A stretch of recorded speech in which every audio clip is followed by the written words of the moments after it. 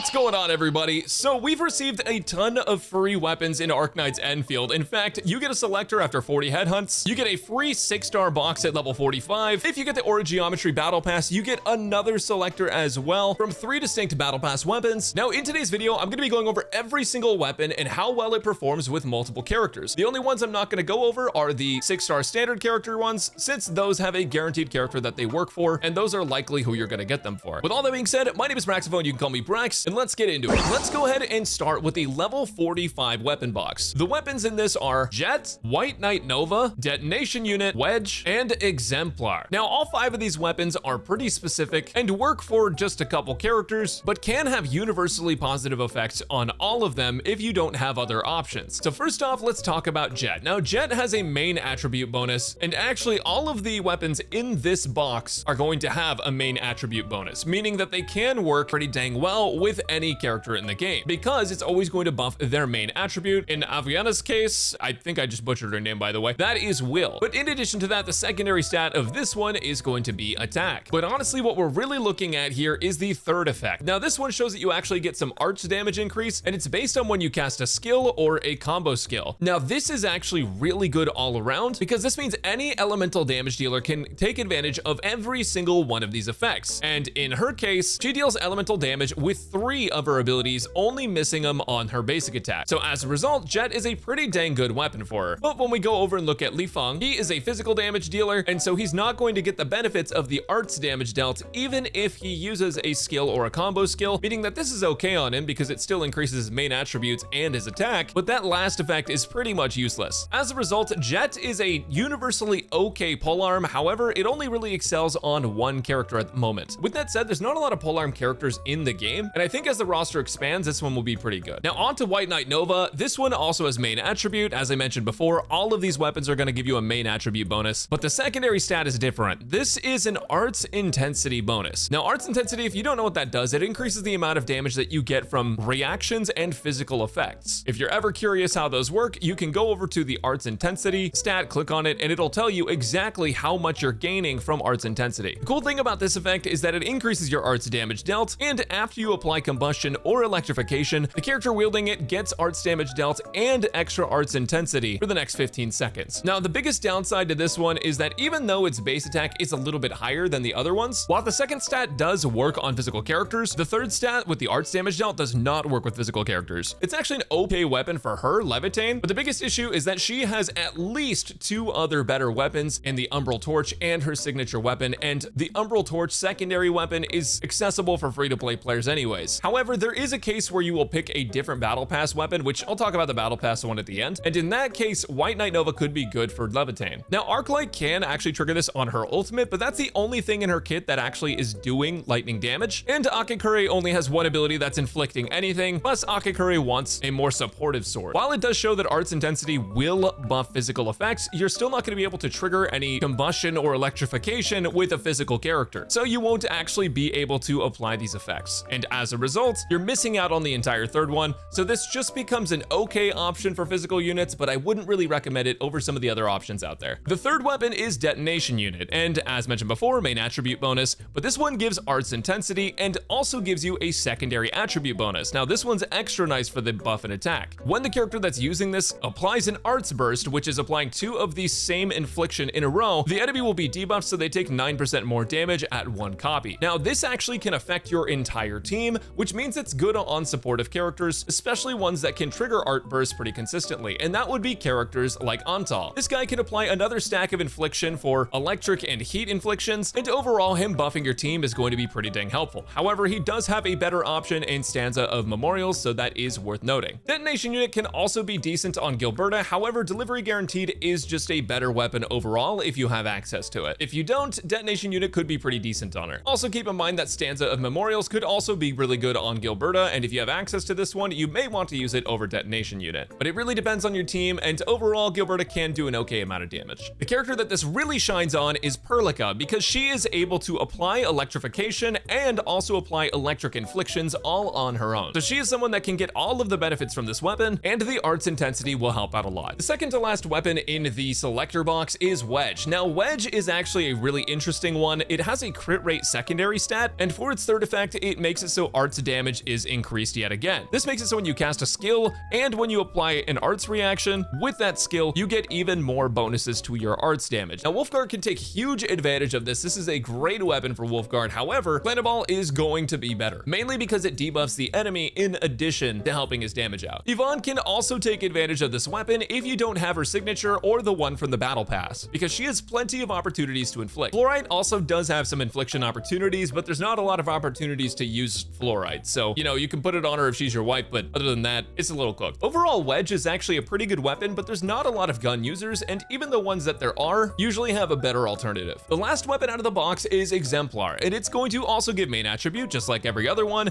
and an attack bonus on the secondary stat. Do note that this one's not max level, so these might appear a little lower. The third effect, though, is a physical damage increase, and it makes it so that when their skill hits the enemy or their ult hits the enemy, they get another physical damage bonus. Now, this can be useful on some characters that deal physical damage, namely Dapan, not to be confused with Panda. If you're using this guy as a main DPS, Exemplar is going to be exemplary for this character. He will genuinely pop off with this. The other great sword user that's also physical is Catcher, but I don't know many people who are using him, mostly because he's kind of a defensive character and we haven't had many uses for that. Overall, Dapan and Catcher are the main characters that can take advantage of this, but it's an okay weapon just for the two stats that it has, with the attack bonus and the main attribute bonus. It's just that you will lose this third effect if you're not using a physical damage dealer. So for the level 45 box, all of the weapons seem to be universally decent, but none of them seem to really excel except for on some 5-star characters. And as a result, for the level 45 box, I actually think the best thing you can do is just pick the weapon that you need for the character that you don't have a weapon for, like unironically. The one other way you can do it is if you decide that you're going to be pulling on Surtur, Yvonne, or Gilberta, and you're not planning on getting any of their battle pass weapons,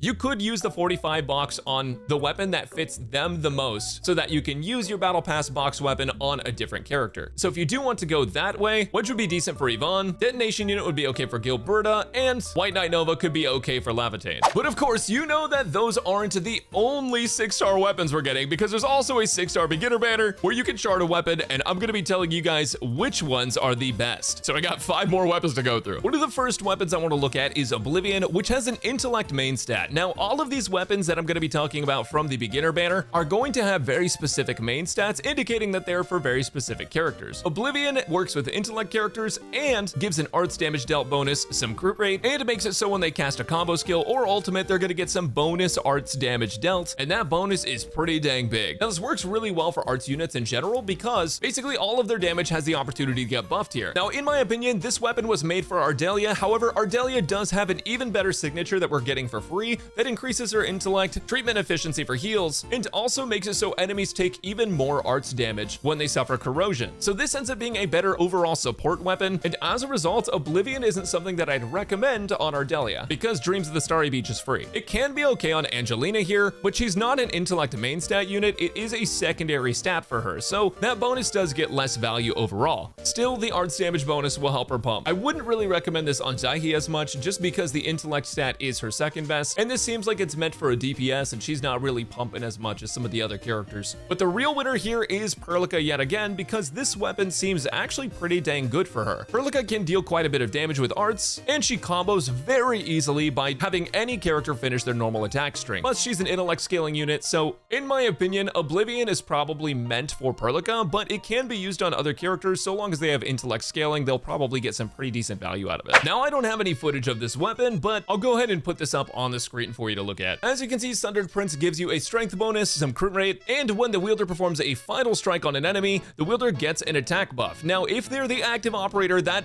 attack buff gets doubled, which is absolutely huge. Now, this works great on Last Rite because it doesn't have any elemental restrictions, and she is a strength scaler. However, you can get this weapon that I'm not even going to attempt to pronounce, which is going to be a little bit better on her. Sundered Prince also works on Ember. Even though she does give some treatment to your allies with her HP scaling, all of her damage is attack scaling, so she benefits from the attack buffs as well. For Dapan, not to be confused with Panda, it's a pretty dang good weapon, and Snowshine can also use it as well. Most of the greatsword users in this game are strength scaling. Now, the next weapon I want to talk about is Thermite Cutter, and this one is actually really interesting because it is a support sword. So it actually has a giant will bonus, an attack bonus. It's gonna make it so that whenever the wielder recovers SP or grants a link state, the entire team's gonna get an attack buff. Now, the attack buff isn't huge at 1 copy, however, at higher copies, it can actually get decent. Overall, I recommend using this on Akikuri, even though she's not a will scaler, because she is a support character that's going to be able to apply Link and recover SP, so the attack buff will basically be up the whole time. It's an insanely good weapon for her, even without the will scaling. But other than her, it could be useful on Pogman, because he does recover SP as well, and otherwise, the main stat doesn't really match any other characters, so if you're not getting it as a support, I wouldn't recommend it. Orb Refinery is another will scaler, but this one is a great sword, and it gives max HP. Now, the third effect actually makes it so that when a protected operator takes damage, the wielder restores their HP by a % of their will. Now, this is actually really interesting because it can work for Ember, however, it can also work for Snowshine, as Snowshine is able to grant allies protection and heal them. With that said, I don't really think it's the best weapon overall, unless you're just missing one for these two. And lastly, we have Valiant, which is an agility scaling polearm that has a physical damage bonus, gives some attack, and whenever you apply physical statuses, you deal some bonus damage. Now, this one can be exceptionally good on Li Feng, but there is a better weapon for Li Feng, so just keep that in mind. The bunny girl can't take as much advantage of it because a lot of her damage is actually electric damage, and she's not going to be applying any physical statuses. And even though Estella technically can apply a physical status to enemies, she is not an agility scaler, so I wouldn't recommend it for her as much. So with that said, which free weapon from the headhunting banner is going to be actually worth it? Well, in my opinion, if you don't know which one to choose because you already have a weapon for Ardelia, then honestly, I actually recommend getting Thermite Cutter, and it's specifically for Akikuri. The thing is, Akikuri is going to be a very good unit on basically everyone's account, unless they directly power creep her. And even if they do, she's still going to be pretty useful because all of the buffs she can provide with her full gear, extra damage bonus, extra attack from her copies, extra attack from Thermite Cutter, extra SP back, and the Link buff, she is an overall exceptionally good unit, and having a weapon to have on her at all times would be very helpful. So that's my personal opinion on which one you should get from that selector, but it's completely up to you. There's just so many different weapons you can choose from. Now, on the topic of the Battle Pass selector, they've actually released what the 3 weapons that are in the selector box actually are, and that is the Umbral Torch, the Opus Edge Figure, and the Navigator. I'm going to say the same thing about these 6 stars that I did about the standard 6 stars. Whatever character you're not going to be getting their main weapon for on their banner or from the Arsenal Exchange, pick that one from the Battle Pass. For example, if you're not going to get enough pulls to guarantee Levitane's weapon, you can get Umbral Torch to make sure that she has at least her second best in slot, and it is really, really good for her. It gives attack and heat and nature damage increase. The Opus Edge Figure is going to be for Gilberta, and it's going to offer some pretty solid alternatives to her signature on-banner weapon, and the same thing for the Navigator. So honestly, if there's a character that you're not going to be able to guarantee the weapon for, this is who you should pick the weapon for on the Battle Pass, in my opinion. Anyways, I hope that was helpful for you guys. Let me know what you guys think about all of these free weapons,